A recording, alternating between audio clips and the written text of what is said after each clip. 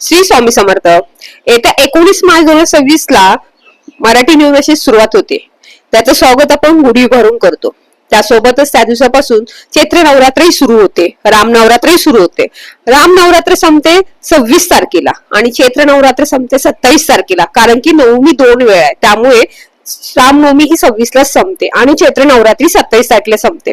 त्यामुळे आपण कोणती जी सेवा करणार आहोत ते 19 तारखेपासून ते 27 तारखेपर्यंत आपल्याला सेवा करायची.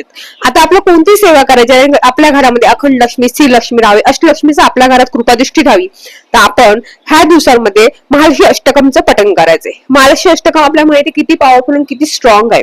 त्याचे जर पठण आपण नित्य नेमाने केलं तर आपल्या घरात अष्टलक्ष्मीचा वास राहतो, आपल्या घरात अखंड लक्ष्मी, श्री लक्ष्मी राहते. घरात कधी फायनान्शियली प्रॉब्लेम येत नाही, आपल्याला कोणत्या अडचणी येत नाही. कुठं ना कुठं तुम्ही किती अडचणीत असाल, जर तुम्ही मनापासून जर महालक्ष्मी अष्टकम जर वाचलं तर तुमचे प्रॉब्लेम, फायनान्सचे प्रॉब्लेम नक्की सॉल्व्ह होतील, किती मोठ्या तुम्ही संकटात असाल तरी.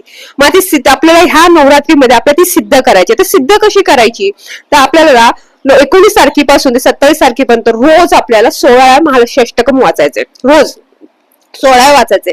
फक्त ते 1 ते 8 वेळापर्यंत. 8 वेळानंतर फलश्रुती येऊन तुम्ही 1 ते 8 वेळापर्यंत तुम्ही 15 वेळा वाचा आणि 16 वेळी तुम्ही फलश्रुती वाचली तरी चालेल. हे वैभवलक्ष्मीच्या पुस्तकात सुद्धा आहे. महालक्ष्मी आपण मार्गशीर्ष महिन्यातल्या महालक्ष्मीचे गुरुवार करतो त्या पुस्तकात सुद्धा, पोथीमध्ये सुद्धा दिलेलं आहे. खूप आणि खूप छान आणि खूप सुंदर आणि खूप छोटे, जास्त वेळ ही सेवा लागणार नाही. फक्त 15 मिनिटाची सेवा आहे. फक्त तुम्ही नित्य नेमाने एकाच वेळेस रोज करा. तुम्हाला खूप किती 15 ते 20 मिनिटं लागतील. तुम्ही शांततेने वाचलं तर 20 मिनिटं लागतील. रोज तुम्ही नित्य नेमाने संध्याकाळी जरी सेवा केली तर खूपच छान राहील. आणि पहाटे तुम्हाला 4-5 ला जमली तरी उत्तम आहे. नाही जमत तुम्ही संध्याकाळी 7 ला घरात दिवाबत्ती केली, आपल्या घरात देवघरामध्ये तुम्ही तुपाचा दिवा लावला, अगरबत्ती लावली आणि तिथे समोर बसून तुम्ही जरी हे रोज 16 वेळा जरी वाचलं, तुम्हाला त्याचे खूप चांगले रिझल्ट भेटणार आहे. कारण आपल्याला ह्या दिवसामध्ये तिला सिद्ध करायची, महालक्ष्मी अष्टकम आपल्या नवरात्रीमध्ये सिद्ध करायचे. त्यामुळे आणि रोज वाचण्यामध्ये, रोजच्या नित्यसेवेमध्ये तुम्ही रोज एकदा जरी वाचली तर त्याचे रिझल्ट तुम्हाला 100% भेटणार आहे, हे लक्षात ठेवा.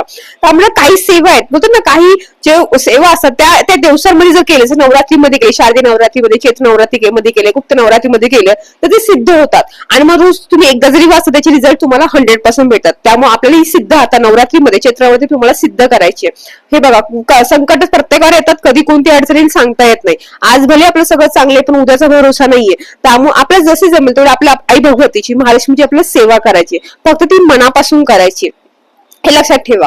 कोणी सांगते म्हणून नाही करायची, फक्त मनापासून फक्त एक वेळ ठेवा आणि नित्य सेवा करा. श्री स्वामी समर्थ.